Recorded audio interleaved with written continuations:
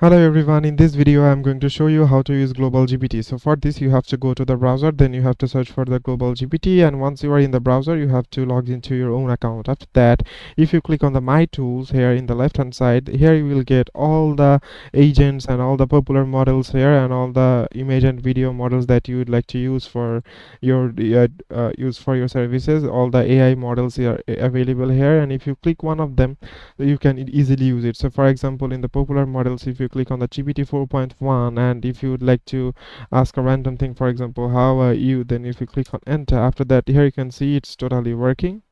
Since I have already touched my limit, that's why it's showing that I have to upgrade to pro. And if you would like to get unlimited responses, then you have to purchase one of the subscription from here, and also you can just use it free for the first 3 times. And after that, here you can see that you can also pin your tools that you need here. So for example, I would like to pin my Gemini 2.5 Pro here, also the Mid Journey here, the 4.1 here, and Sora image and DeepSeek R1, and many other options are here. Here if you click on the model and tools, here we'll get other models, for example the O3 of ChatGPT, Kimi K2, Grok, and there are many other models are also available here. So you can use one of any of them, and here you can use the pro version as well. So basically it is as simple as that to use the global GPT. Thank you very much for watching this video.